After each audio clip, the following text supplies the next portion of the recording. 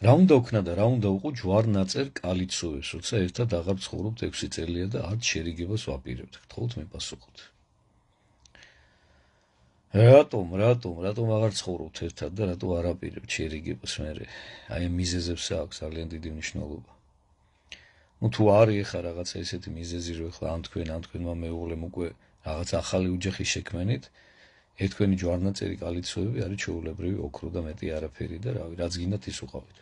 თუ თქვენთვის ის ჯვარნაწერი, თქვენ რა კი ეს სიტყვა გამოიყენეთ, მეც გამოვიყენებ ახლა კალიცოს, ესე ჟარგონულად ასე ვთქვათ, რუსული კალკი არის, ეძახიან პირდაპირ იმ საქორწინო ბეჭედს რა და ის საქორწინო ბეჭედი იმდენად ფასობს და იმდენად არის ღირებული, რამდენადაც თქვენთვის ის იმ ადამიანთან ერთობის და იმ სიყვარულის სიმბოლოა და თუ თქვენ იმ ადამიანთან ეს ერთობა აღარა გაქვთ, რა თქმა უნდა იმ ბეჭედსაც არავითარი რაღაცა მაგიური დატვირთვა არ აქვს და ჩვეულებრივი ოქროა რა.